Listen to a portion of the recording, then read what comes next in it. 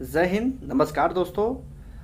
आज फिर एक नए टॉपिक के साथ इस वीडियो में आप लोग के सामने हम आए हैं और इस टॉपिक का नाम है भारत में नियोजन तथा आम जनता। तो चलिए इस टॉपिक को हम शुरू करते हैं।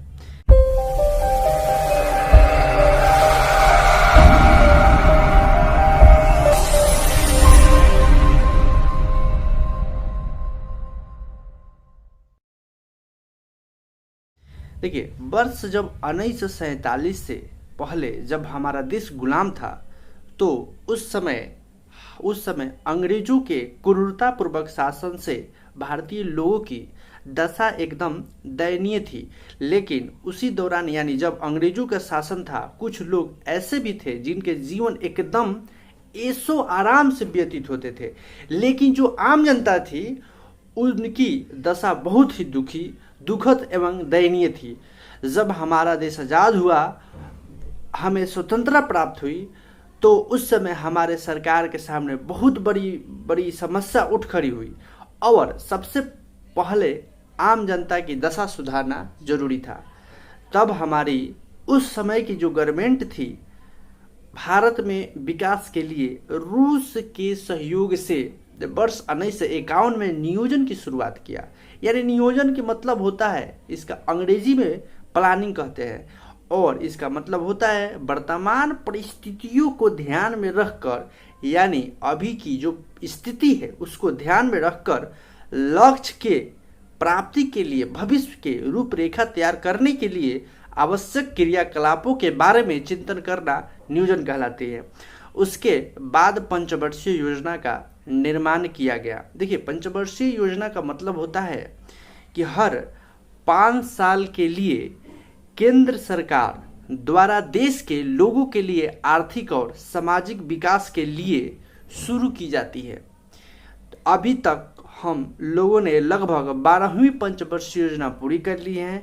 12वीं पंचवर्षीय योजना का वर्ष 2012 से 2017 तक चली। अभी हम लोग 13वीं पंचवर्षीय योजना में चल रहे हैं, यानी 13वीं पंचवर्षीय योजना का वर्ष है 2017 से 2022 तक इसकी अवधि है।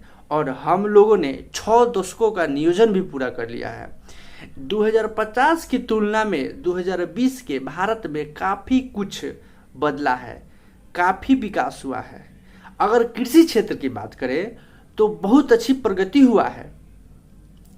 हरित क्रांति हो चुकी है। हरित क्रांति, जिसको अंग्रेजी में ग्रीन रिवैल्यूएशन कहते हैं, इसकी शुरुआत सन 1966-67 से प्रारंभ हुआ था। नॉर्मन बोरलॉग ने इसकी शुरुआत की थी। लेकिन भारत में इसकी शुरुआत एम.एस. स्वामीनाथन ने किया।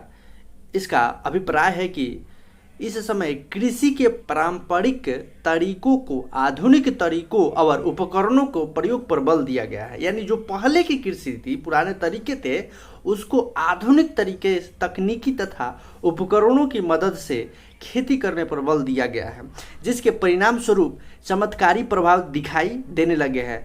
हम खाद्यान्न के मामले में अगर बात करें तो उसमें भी हम आत्मनिर्भर बन चुके हैं।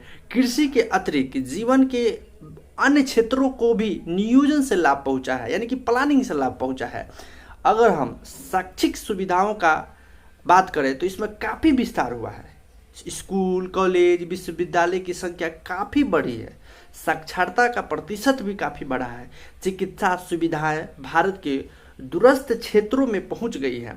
सैकड़ों हॉस्पिटल और डिस्पेंसरी स्थापित की गई है और औषधियों का भी भारत में निर्माण हो रहा है। भारत में विज्ञान भी प्रगति के पथ पर है। सैकड़ों प्रयोगशालाएं हैं और अनुसंधान केंद्र विभिन्न प्रकार के विषयों पर कार्य करने के लिए स्थापित किया गया है। भारत में औद्योगिकरण तेजी से बढ़ रहा है। भारत में उद्योगों द्वारा निर्मित बहुत सी चीज़ों के बारे में आत्मनिर्भर होता जा रहा है। नाभिकीय अंतरिक्ष अनुसंधान के क्षेत्र में हमारी प्रगति ने विश्व के हमारी प्रतिष्ठा को ही नहीं बढ़ाया, बल्कि हमारे लिए विकास के और अधिक प्रगति के रास्ते भी खोल दिए गए हैं। प्रतिरक्षा की अगर बात करें तो प्रतिरक्षा के साज सामान और तकनीकी में हाल ही में हुए विकास के परिणाम स्वरूप सैनिक दृष्टि से हमने विश्व की बड़ी ताकतों में से एक स्थान पा लिया है। हमें सूचना प्रौद्योगिकी में काफ़ी उन्नति की है और सूचना क्रांति हमारे द्वार पर खड़ी है।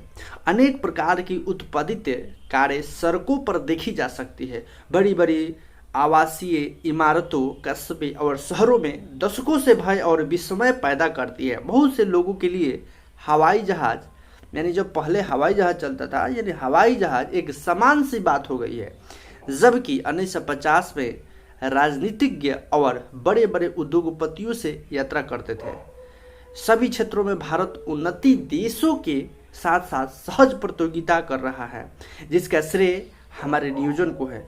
यह सब हमारी बहुत अच्छी उपलब्धि है जिनके लिए हमें गर्व महसूस होता है, किंतु जब सतह से नीचे देखते हैं तो तस्वीरें हमें नजर आती हैं वह बहुत ही निराशाजनक है।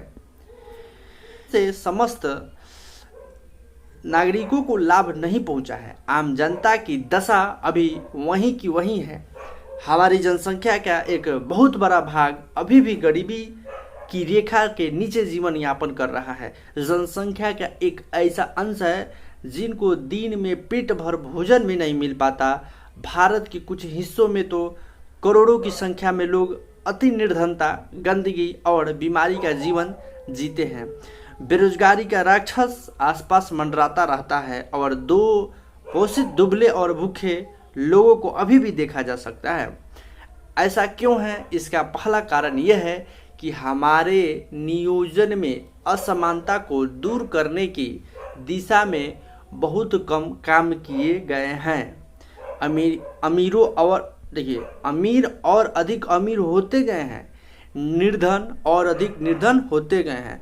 सरकार ने जो योजनाएं गरीबों के लाभ के लिए चलाई उनमें अमीरों को फायदा पहुंचा है, क्योंकि निर्धन साधनहीन और कमजोर है।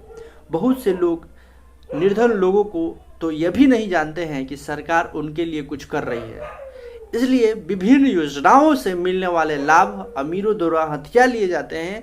भारत के 80% संसाधनों को 10% अमीर लोग हड़प कर जाते हैं और शेष 20% भाग 90% निर्धन जनता में बढ़ती है, जो कि अत्यंत ही अपर्याप्त अंश है। साक्षरता प्रतिशत में बेशक वृद्धि हुई है, किंतु फिर भी बहुत सी जनता निरक्षर है।